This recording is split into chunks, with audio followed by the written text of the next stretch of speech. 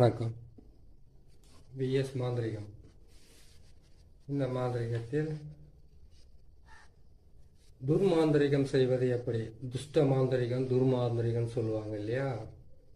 அதை எப்படி பிரயோகம் பண்ணுறது, எப்படி ஜெயிக்கிறது, எப்படி துர்மாந்திரிகத்தை எதுக்காக செய்கிறாங்க? துர்மாந்திரிகம் நல்லவங்களை அழிக்கிறதும் கெட்டவங்களை அழிக்கிறதும், துஷ்ட ஆத்மாக்களை நம்ம ஆக்கர்ஷணம் பண்ணி அது மூலியமாக அதை பணிய வச்சு துஷ்ட ஆத்மாக்களை நம்மளுடைய ஆசைக்காக அதை இணங்க வச்சு பணிய வச்சு அதை கொண்டு போய் மற்றவங்க மேலே ஏவி விட்டு அது மூலியமாக நம்மளுடைய ஆசைகளையும் நம்மளுடைய தேவைகளை நிறைவேற்றிக்கிறதுக்காக செய்யக்கூடியது தான் துர்மாந்திரிகம். இந்த துர்மாந்திரிகத்தை முன்னாள் ரிஷிகளும் மாந்திரிகர்களும் என்ன செய்திருக்காங்கன்னு கேட்டிங்கன்னாக்கா, அதுக்குன்னு நாள் குறிச்சிருக்காங்க. இந்த நாளில் இதை செய்தால் இது முழுமையான பலன் கொடுக்கும் அப்படின்றது தான் இந்த துர்மாந்திரிகத்தில் இருக்கக்கூடிய மிகப்பெரிய ஒரு வலிமையான வேலை. இந்த துர்மாந்திரிகம் செய்யணும்னு கேட்டிங்கன்னாக்கா, ஆடு கோழி அதாவது கேட்டிங்கன்னாக்கா கல்யாண பூசணிக்காய், வெள்ளை பூசணிக்காய் சொல்கிற மாதிரி கல்யாண பூசணிக்காய், அதுக்கப்புறம் கோழி கொடுத்துருக்காங்க, ஆடு கொடுத்துருக்காங்க, எருமை மாடு கூட கொடுத்துருக்காங்க, ஏன் மனுஷனை கூட பலி கொடுத்து தான் அந்த வேலையை செய்திருக்காங்க. இந்த ரணபலி கொடுத்து செய்யக்கூடியதில் தான் பார்த்தீங்கன்னாக்கா, பெரிய பெரிய அரசர்களும் பெரிய பெரிய ஆளுகளாக இருந்தவங்க அப்புறம் கோட்டைகளை கட்டி அந்த கோட்டைக்குள்ளே உள்ளே போகிறதுக்கு உண்டான பலிகளை கொடுத்துருக்காங்க. மனுஷனுங்களே கொடுத்துருக்காங்க, நரபலின்னு சொல்லுவாங்க. ஏன் ஆடு மாடு கோழி கூட நரபலி மாதிரி தான் கணக்கு இருந்தாலும் இது செய்திருக்காங்க. இது செய்து என்ன பண்ணியிருக்காங்கன்னு கேட்டிங்கனாக்கா, அந்நியர்களை அதாவது கேட்டிங்கன்னாக்கா எதிரிங்கன்னு நினைக்கிறத விட அந்நியர்கள்னாக்கா இந்த நாட்டில் இந்த பக்கத்து நாட்டில் போயிட்டு அவங்க போர் புரியறதுக்காக அந்த பலியெல்லாம் கொடுத்து அதுக்கப்புறம் செய்திருக்காங்க. காளிகளை உபாசனை பண்ணியிருக்காங்க, வராகிய உபாசனை பண்ணியிருக்காங்க. பல ஆத்மாக்கள் அதாவது கேட்டிங்கன்னாக்கா 3 வகையாக பிரிப்பாங்க இந்த இதை பொறுத்த வரைக்கும். துர்தேவதைகள், அதுக்கப்புறம் கேட்டிங்கன்னாக்கா தேவதை, புனித தேவதைகள், அதுக்கப்புறம் கேட்டிங்கன்னாக்கா நார்மலாக இருக்கக்கூடிய மற்ற ஆத்மாக்களை மயானத்தில் வச்சு வசியம் பண்ணி செய்கிறதுக்கு பேர் தான். நல்ல வேலையும் இருக்குது, கெட்ட வேலையும் இருக்குது. இந்த மாந்திரிகத்தை பொறுத்த வரைக்கும் எதுவுமே நல்லது கிடையாது. இதுதான் நல்லதுன்னு சொல்லக்கூடிய ஆளும் கிடையாது. ஏன்னு கேட்டிங்கன்னாக்கா, மாந்திரிகர் ஒருத்தர் மாந்திரிகத்தை கற்றுக்கிட்டு உக்காந்து ஒரு மாந்திரிகம் செய்கிறாருன்னு கேட்டிங்கன்னாக்கா, உங்களுக்கு கெட்டவராக இருக்கலாம் ஒருத்தர். ஆனால் மாந்திரிகர் மாந்திரிகருக்கு பொறுத்த வரைக்கும் யாருமே நல்லவங்க கிடையாது, யாருமே கெட்டவங்க கிடையாது. உங்களுக்கு கெட்டவரான ஒருத்தருக்கு மாந்திரிகத்தை பிரயோகம் பண்ணி அவங்கள துன்பப்படுத்துறது, அவங்கள கஷ்டப்படுத்துறது, அவங்கள குடும்பத்திலிருந்து பிரிக்கிறது, குடும்பத்திலிருந்து அவங்களுக்குள்ள சண்டைகளை மூட்டி விடுறது, அதுக்கப்புறம் வியாபாரத்தை தடுக்கிறது, அதுக்கப்புறம் இது எல்லாமே கேட்டீங்கன்னா ஒருத்தருடைய ஆசைக்காக இன்னொருத்தரை அழிக்கிறதுக்கு பேர் தான் மாந்திரிகம். இந்த மாந்திரிகத்தை எப்படியெல்லாம் பிரயோகம் பண்ணாங்க, எப்படியெல்லாம் செய்தாங்கன்றத மாந்திரிகன்றத கெட்டது தான், நல்லதே கிடையாது. நல்லதுன்னு கேட்டீங்கன்னாக்கா, ஒருத்தருக்கு ஒரு ஆசை அதை நிறைவேறத்துக்கு மறைமுகமா பிரயோகம் படுத்தக்கூடிய ஒரு வேலை தான் மாந்திரிகம். இதுதான் இதுக்குள்ள இருக்கிற உண்மையான விஷயம். ஏன்னு கேட்டீங்கன்னாக்கா, பாக்குறாங்களேன்றதுக்காக எவ்வளவு வேணாலும் போய் சொல்லணுன்ற அவசியம் எல்லாம் கிடையாது. ஒரு தகடு எடுத்து பாக்கெட்ல வச்சுட்டு போனாக்கா தனவசியம் ஆயிடும். ஒரு மாந்திரிகத்தை பிரயோகம் பண்ணிட்டாக்கா அதனால பாத்தீங்கன்னாக்கா ஊர்ல இருக்கிற பெண்கள் எல்லாம் வசியம் பண்ணிக்கலாம், ஆண்களை பெண்கள் வசியம் பண்ணிக்கலாம், அப்படியெல்லாம் கிடையாது. ஏன்னு கேட்டீங்கன்னாக்கா, ஒரு மாந்திரிகத்தை நீங்க பிரயோகம் பண்ணி செய்யறதால நம்மளுக்கு நார்மலாவே கடவுள் வாழ்க்கையில சில நன்மைகளும் சில தீமைகளும் சில சமமான வேலைகளும் நம்மளுக்கு கொடுத்துருக்கிறாரு. அதுல இருந்து நம்மளுடைய பெரிய ஆசைன்னு சொல்லலாம், இல்ல சின்ன நிறைவேறாத ஆசைன்னு சொல்லலாம், ஒரு பெரிய பெரிய விஷயம் சொல்லலாம். அதுல இருந்து நம்ம அந்த ஆசைகளை நிறைவேற்றிக்கிறதுக்காகவும் நமக்கு தேவைப்பட்ட ஆட்களையோ இல்லை வேற ஏதோ ஒன்று நமக்கு பணிய வைக்கிறதுக்காக செய்யக்கூடியது தான் இந்த அஷ்ட கர்மம் என்னக்கூடிய மாந்திரீக பிரயோகம். இந்த மாந்திரிக பிரயோகத்தில் துர்மாந்திரிகம் அப்படின்ற ஒரு தலைப்பில் எடுத்துன்னு போயிட்டு ஒரு நேரம் பேசின்னு போயிட்டேன். சரி, இது நம்ம சொல்ல வேண்டியது என்னுடைய கடமை, நான் சொல்லிட்டேன். துர்மாந்திரிகன்றது கேட்டிங்கன்னாக்கா, அமாவாசைக்கு மறுநாள் அரைமுட்டு, இன்னைக்கு அரைமுட்டு தான், இந்த நாளில் தான் உங்களுக்கு நான் போட்டு காட்டுறேன். ஒவ்வொரு நாளைக்குமே ஒரு மாந்திரிகம் பிரயோகம் பண்ணுறது. நேராக வந்தோன்னு ஒரு மாந்திரிகத்தை கையில் ஒன்று எடுத்துக்கிட்டு ஒரு தகடு ஒன்று எடுத்துக்கிட்டு அதுக்கப்புறம் வேப்பாலை எடுத்துக்கிட்டு செய்கிறது பேர் மாந்திரிகம் இல்லை. ஒவ்வொருத்தரும் வெறும் வேப்பாளிலே அவங்களுக்கு மந்திரத்தை போட்டு அவங்களுக்கு இருக்கக்கூடிய தோஷங்கள் திருஷ்டிகள் அதெல்லாம் விளக்குறது உண்டு. ஒரு சிலருக்கு வந்து பாத்தீங்கன்னாக்கா மிகப்பெரிய மாந்திரிக பிரயோகம் செய்து தான் அவங்க வாழ்க்கையில வெற்றி பெறணுன்றது ஒரு சிலருடைய ஆசைகள். அதே மாதிரி கேட்டீங்கன்னா அதுக்கு தகுந்த தேவையான பொருட்கள்லாம் செய்ய வேண்டியதா இருக்கும். இந்த துர்மாந்திரிகத்தை பொறுத்த வரைக்கும் துஷ்ட ஆத்மாக்களை வசியம் பண்ணி அதை ஏவல் விட்டு அது மூலியமா மற்றவங்களை வசியம் பண்ணி அந்த மற்றவங்களை வந்து நமக்கு பணியை வச்சு என்னாலுமே நமக்காகவே வந்து வாழ்ந்துகிட்டு இருக்கிறதுக்காக செய்யறதுக்காகவும் பணம் பறிக்கிறதுக்காக செய்யறதுக்காகவும் அதுக்கப்புறம் கேட்டீங்கன்னாக்கா வீட்டுக்குள்ள இருக்கிற மாமியார் மருமக அதுக்கப்புறம் மாமனார் மருமக இப்படி எல்லாம் வந்து பிரச்சனைகள் எல்லாம் நிறைய இருக்குது இல்லையா, கணவன் மனைவி பிரச்சனைகள் இருக்குது இல்லையா, அந்த மாதிரி இருக்கக்கூடியவங்களை வந்து நமக்கு வந்து வசப்படுத்துறதுக்காகவும் அப்படி இல்லைன்னு கேட்டீங்கன்னாக்கா அவங்கள அந்த வீட்டை விட்டு பிரிச்சு வெளியில ஓட்டுறதுக்காகவும் அவங்களால ஏற்படக்கூடிய துன்பங்கள் இருந்து விளக்குறதுக்காக தான் இந்த துர்மாந்திரிகத்தை பிரயோகம் பண்ணுவாங்க. இந்த துர்மாந்திரிகத்தை பிரயோகம் பண்ணணும்னு கேட்டீங்கன்னாக்கா முதல்ல நமக்கு தேவை நேற்று போட்ட சக்கரம் தான். ஆனால் சக்கரத்தை பொறுத்த வரைக்கும் 8 வகையா பயன்படுத்தலாம். அதே சக்கரத்தை வச்சு 8 வகையா பயன்படுத்துறது நேற்று போட்ட சக்கரம் தான்.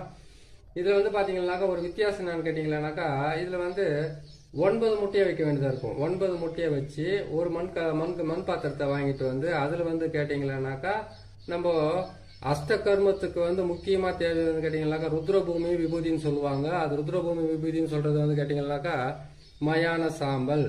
வெறும் மயான சாம்பல்ல வந்து பன்னியோட ரத்தத்தை கலந்து போட்டு அதுக்கு தேவையான பொருட்களை வச்சாலுமே போதும், ஆட்டோமேட்டிக்கா ஒரு குடும்பத்தை விட்டு ஓடுவாங்க, வீடு காலி பண்ணி போடுவாங்க. அது எப்பேற்பட்ட இடமா இருந்தாலும் காலி பண்ணி விட்டுடலாம், அவ்வளவு கஷ்டமா வேலை செய்யும். அதெல்லாம் அதையெல்லாம் அவங்களுக்கு பொறுமையாகவும் ஒவ்வொன்றா போட்டுக்கிட்டு வராங்க. 100கணக்கான ஆயிரக்கணக்கான மாந்திரிக பிரயோக ரகசியங்கள்லாம் இருக்குது, ஒவ்வொன்றா சொல்லிக்கிட்டு வரேன். நீங்க பார்த்து பிரயோகம் பண்ணாலும் சரி, நீங்களே செய்து உங்களை காப்பாத்திக்கிட்டாலும் சரி, அது உங்களுக்கு ரொம்ப நல்லதுதான் இருக்கும். ஏன்னு கேட்டீங்கன்னாக்கா நல்லவன் அப்படின்றதுக்கு ஒரு அர்த்தம் என்னன்னு கேட்டீங்கன்னாக்கா வாழ முடியாதவன் வாழ தெரியாதவனுக்கு பேர் தான் நல்லவன். துன்பத்தை அனுபவிக்க பிறந்தவனுக்கு பேர் தான் நல்லவன். ஒரு நல்லவனா வாழ்ந்து இந்த பூமியில படுற சிரமம் சித்திரவதையும் இருக்குது பாருங்க, சாதாரணமா இருக்காது. அது கெட்டவங்க மட்டும் நல்லா வாழ்ந்துருவாங்கனாக்கா அவங்க கெட்டவங்க இல்ல, வாழ தெரிஞ்சவங்களுக்கு பேர் தான் கெட்டவங்க. அதான் கேட்டீங்கன்னாக்கா கெட்டதையாவது செய்து வாழணும்னு நினைக்கிறாங்க பாருங்க, அவங்க தான் பாத்தீங்களா அந்த பூமியில வாழ தகுதியானவங்க. நல்லவங்க என்ன கேட்டீங்கன்னாக்கா ஒருத்தர் சண்டைக்கு போக மாட்டாங்க, ஒரு பிரச்சனைக்கு போக மாட்டாங்க, ஒழிச்சு சாப்பிட்டோமா ஒரு மூலையில படுத்தோமா நல்லா தூங்கி வந்துச்சுமா காலத்துல வந்து எல்லாமே நடந்ததுக்கு அப்புறம் போய் சேர்ந்தமான இருப்பாங்க.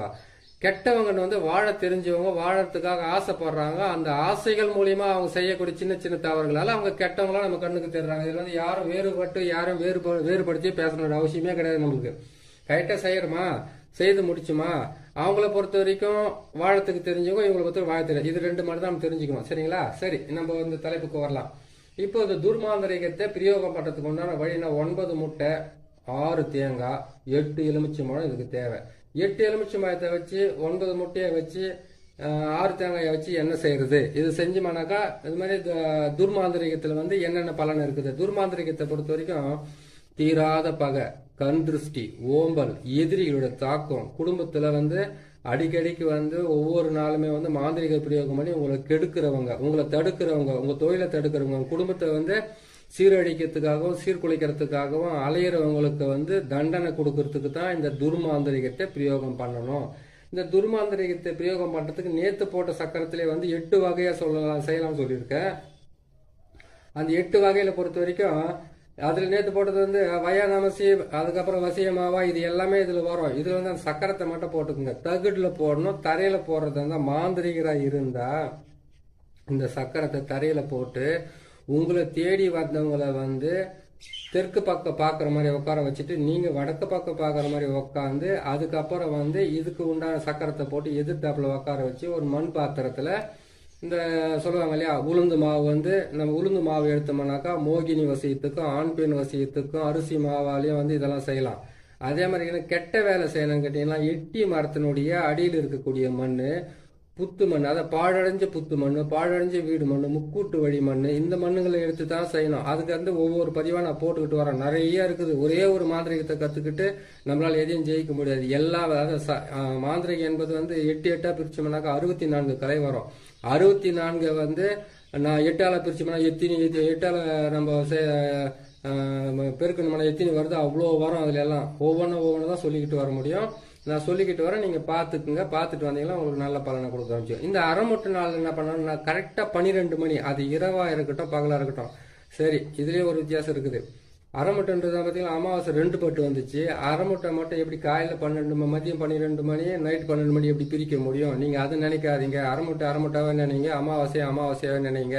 திருக்கணிதம், வாக்கிய கணிதம், அதுக்கப்புறம் ஒவ்வொரு மனிதர்களுக்குமே ஒவ்வொரு திதிகளும் ஒவ்வொரு கரணங்களும் வச்சுக்கிட்டு இருக்கிறதுனால அமாவாசைக்கு மறுநாள் அரைமட்டை 12 மணிக்கு செஞ்சுக்குங்க. இல்லைன்னு கேட்டால் நைட்டு 12 மணிக்கு தாராளமாக நீங்கள் செய்யலாம். 12 மணிக்கு செய்துட்டு எந்த பக்கம் போகிறது எடுத்துக்கணும்னு பயம் வந்தாக்க மாந்திரிகர்கள் வந்து மொத்தத்தில் பயப்படக்கூடாது. மாந்திரிகம் பிரயோகம் படுத்தின முடிவு பட்டீங்கன்னாக்கா முதல்ல உங்கள் உடம்பை விட்டு போக வேண்டியது பயம் போனால் தான் உங்களால் ஜெயிக்கவே முடியும். சரிங்க. இந்த 8 9 முட்டையிலேயே என்ன பண்ணுறீங்க கேட்டீங்கன்னாக்கா, நேற்று போட்ட மாதிரி வந்து கேட்டீங்கன்னாக்கா பிறை கோணம், முக்கோணம், பிரம்மனுடைய கோடு என்று நாற்கோணம், அதுக்கப்புறம் ஆகாய வட்டம், அதுக்கப்புறம் கேட்டீங்கன்னாக்கா உங்களுக்கு வாழ்வு சக்கரம் சொல்லக்கூடிய 6 கோணம். இந்த 6 கோணத்தையும் வந்து போட சொல்லிட்டு, அதுக்கப்புறம் வந்து பார்த்தீங்கன்னாக்கா இதில் வந்து நான் சொன்ன நாற்கோணத்தை போட்டு 2 பக்கமும் வந்து நீங்கள் இது செய்து போடணும் அப்படின்னு சொல்லியிருக்கிறோம் இல்லையா. நாற்கோணத்தை போடணும், இந்த பக்கம் 2 கோடு, இந்த பக்கம் 2 கோடு சூளம் போட சொல்லிக்கிறேன். இதில் போட்டுட்டு எதிரிகளோட பேர்களை இதில் எழுதுறீங்க. அந்த போட்டிருக்கிற முட்டியில் மொத்தத்திலுமே வந்து எதிரியோட பேர் தான் எழுதணும். நீங்கள் எல்லா எதிரியோட பேருங்களையும் எழுதிட்டு, அந்த எதிரி உங்களை கெடுக்கிறவங்க, உங்களை அழிக்கணும்னு நினைக்கிறவங்க, உங்களுக்கு துரோகம் பண்ண நினைக்கிறீங்க, உங்களை வந்து நாசம் பண்ண நினைக்கிறவங்க, இவங்க எல்லாருடைய பேர்களும் இதில் எழுதிக்குங்க. எழுதி முடிச்சுட்டு அதுக்கப்புறம் என்ன பண்ணுறீங்கன்னு கேட்டிங்களானாக்கா, நீங்கள் ஒவ்வொரு நாளுமே ஒவ்வொரு பிரயோகத்துக்குமே வந்து ஒரு வழி இருக்குது. அந்த வழியில் வந்து பார்த்தீங்கன்னா கெட்ட நாள் என்று சொல்லக்கூடிய அந்த அமாவாசைக்கு மறுநாள்னு சொல்லக்கூடிய அந்த வந்து அரைமட்டில் வந்து நீங்கள் இந்த மாந்திரிகத்தை பிரயோகம் பண்ணுறதுக்கு இந்த தகுட்டில் வந்து என்ன பண்ணுறீங்கன்னு கேட்டிங்களானாக்கா, உங்களுடைய யாரை நீங்கள் அழிக்கணும்னு நினைக்கிறீங்களோ, யாரை நீங்கள் கெடுக்கணும்னு நினைக்கிறீங்களோ, அதாவது நான் வெளிப்படையாக சொல்லிடுறேன், நீங்கள் யாராவது வந்து நாசமாகணும்னு நினைக்கிறீங்களா, அது செய்யணும்னு கேட்டால் இந்த தகுட்டில் தான் அதை எழுத வேண்டியதாக இருக்கும். இதில் என்ன ஒரு விஷயம்னு கேட்டிங்கன்னாக்கா, நசி பிரி நசி இது மட்டும் தான் எழுத வேண்டியதாக இருக்கும். அந்த தகுட்டில் இந்த கோட்டுங்களில் எழுதணும். அது இந்த கோட்டுங்களில் போட்டு எழுதுனீங்கன்னா அது கரெக்டாக வந்துடும். இந்த முட்டைங்கள்லேயே வந்து நசி தான் எழுதணும், பிரின்னு தான் எழுதணும். அதை எழுதிட்டு என்ன பண்ணுங்கன்னாக்கா, எழுதிட்டு இந்த முட்டைகள் எல்லாம் தேர்வு வச்சுட்டு அந்த மண் பாத்திரத்தில் வந்து அந்த முட்டையை ஒவ்வொன்று தலையை சுற்றி வைக்கக்கூடாது, அப்படியே வைக்கணும். உங்கள் தலையை சுற்றி எல்லாம் உங்களுக்கு பிடிச்சிருக்கிற பேடியோ, தரித்திரமோ, செய்வன பாதிப்போ, மாந்திரிக பிரயோகமோ எதுவாக இருந்தால் தான் அதை நீங்கள் விளக்கறதுக்காக உங்கள் தலையை சுற்றி வைக்கணும். அப்படி இல்லைன்னு கேட்டிங்களானாக்கா, இந்த தகுடை ஒன்று எழுதிட்டு இந்த தகுட்டுக்குள்ள வந்து நசி பிரிப்பிட்டு அவங்களோட பேரெல்லாம் போட்டு எழுதிட்டு, அதுக்கப்புறமா என்ன பண்ணுறீங்கன்னு கேட்டிங்களானாக்கா, இந்த சக்கரத்தை வந்து தகுட்டில் போட்டு எழுதிட்டு 1க்கு 4 தகுடாக எழுதி 4 பக்கம் மரத்தில் அடிக்க வேண்டியதாக இருக்குது. இல்லைன்னு கேட்டிங்கனாக்கா அவங்க வீட்டுங்களை கூட போட வேண்டிய நிலைமையாக கூட இருக்கலாம்.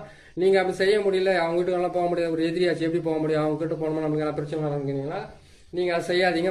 எட்டி மரத்துலேயே, அதுக்கப்புறம் எட்டி மரத்தில் அடிக்கலாம், அதுக்கப்புறம் அரளி செடியில் அடிக்கலாம், கசப்பான மரத்தில் அடிக்கலாம், வேப்ப மரத்தில் அடிக்காதீங்க. ஏன்னு கேட்டிங்கனாக்கா, மகாமாயி இருக்கிறது, மாரியம்மன் இருக்கிற இடத்துல போய் நீங்கள் அடிச்சுட்டு வந்தீங்கன்னாக்கா அவங்கள தான் போய் தரநாசம் பண்ணி உட்காந்துப்பாங்க. அதை நீங்கள் செய்யக்கூடாது அந்த வேலைங்களவை.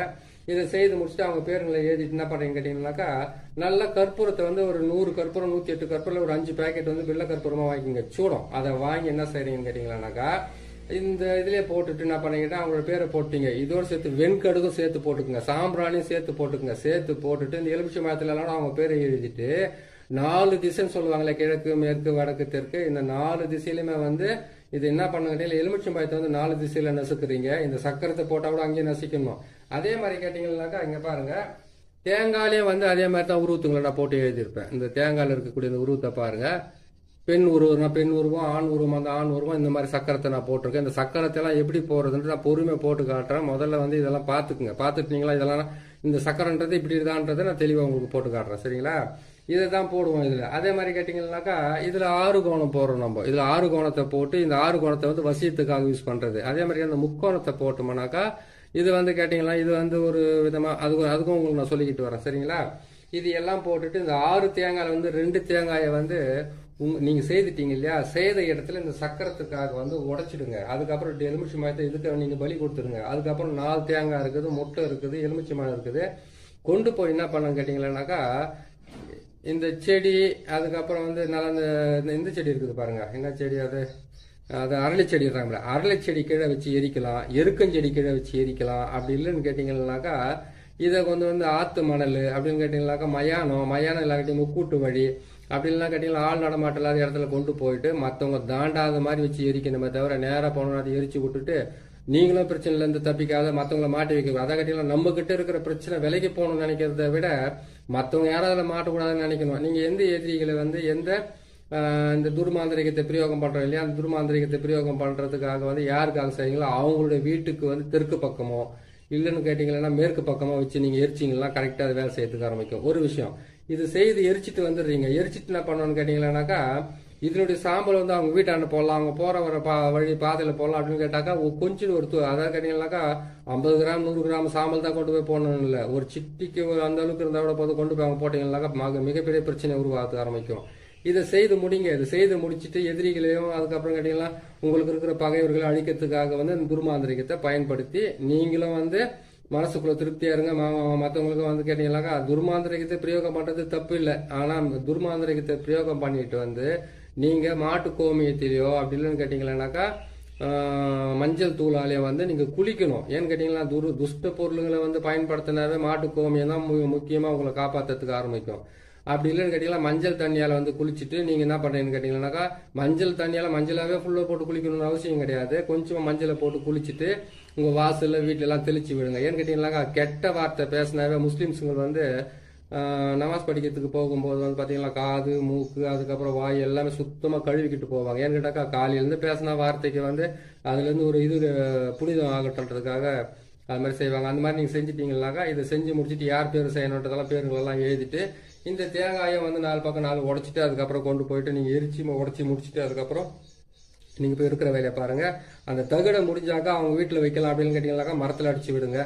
மரத்துங்களில் வந்து வேப்ப மரத்தை விட்டு கசப்பான மரம் சொல்லக்கூடிய மரத்தில் எட்டி மரம், அரளி செடி, அதுக்கப்புறம் கசப்பான மரம் எந்த மரம் முள்ளு மரமாக இருந்தாலும் பரவாயில்ல, அதுங்களை இருந்து போட்டு நீங்கள் இது பண்ணி அடிச்சு வைக்கலாம். ஆணி வச்சு அடிச்சு வைங்க. ஆட்டோமேட்டிக்காக வந்து உங்கள் எதிரிகளுக்கு உண்டான நோய்களும் வியாதிகளும் பிரச்சனைகளும் தொந்தரவுகளும் வந்து உங்களை தொல்லை பண்ணாமல் விட்டுட்டு அவங்க பாட்டுக்கு ஒரு பிரச்சனை மாட்டிக்கிட்டு அலைவாங்க. இதை பார்த்து நீங்கள் செய்யுங்க, செய்து முடிங்க.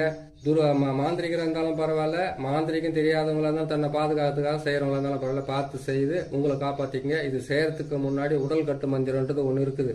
அந்த உடல் கட்டு மந்திரம் இல்லாமல் எதையுமே பிரயோகம் பண்ணாதீங்க. யார் செய்யறதா இருந்தாலும் சரி. உடல் கட்டு மந்திரன்றது வந்து கேட்டீங்கன்னாக்கா நான் சொல்றேன் பாருங்க. இந்த உடல் கட்டு மந்திரத்தை வந்து கரெக்டாக வந்து நீங்க 3 முறை சொல்ல வேண்டியதா இருக்கும். அந்த உடல் கட்டு மந்திரத்தை செய்யறதுக்கு முன்னாடி கையில வந்து விபூதி எடுத்து கையில வச்சுக்கிட்டு நீங்க சொல்ல வேண்டியது ஓம் மலையாள பகவதி தேகத்தில் பஞ்சாட்சரமூர்த்தி காவல், கைகளில் மகேஸ்வரி காவல், சிரசு முதல் பாதம் வரை அஷ்ட தேவர்களோ ஓம் என்ற ஆட்சாரமோ, காதில் வீரபத்ர தேவனோ, என்னை சுற்றி கால வைரவனம் காத்து ரட்சிக்க. இதுதான் இதனுடைய மந்திரம். அதை கேட்டீங்களா? ஓம் மலையாள பகவதி தேகத்தில் பஞ்சாட்சரமூர்த்திகள் கைகளில் மகேஸ்வரி காவல், சிரசு முதல் பாதம் வரை அஷ்ட தேவர்களோ ஓம் என்ற ஆட்சாரமோ, காதில் வீரபத்ர தேவனோ சுத்தி கால வைரவனம் காத்து ரட்சிக்க. என்னை சுத்தி கால பைரவனை ரட்சிக்கனாக்கா உங்களை காப்பாத்திக்கிறது. இவரை சுற்றி கால பைரவனை காத்து ரட்சிக்கன்னு கேட்டீங்கன்னாக்கா உங்களுக்காக உங்ககிட்ட மாந்திரிகம் வர செய்யறதுக்காக வந்தவங்களை வந்து காப்பாத்துறதுக்காக உங்களுக்கும் போட்டுக்கிட்டு மற்றவங்களுக்கும் போட்டுக்கிட்டு காப்பாத்துறதுக்கு உண்டான வழியை பாருங்க, காப்பாத்திக்கிறதுக்கு உண்டான வழியை பாருங்க. இன்னும் ஒரு நல்ல பதிவில் நான் சந்திக்கிறேன். நம்ம சேனல் வந்து நீங்க பாக்குறீங்க, உங்களுக்கு பிடிச்சிருக்குதுன்னு கேட்டால் சப்ஸ்கிரைப் பண்ணுங்க, லைக் பண்ணுங்க, ஷேர் பண்ணுங்க. இன்னொரு நல்ல பதிவில் உங்களை பார்க்குறேன்.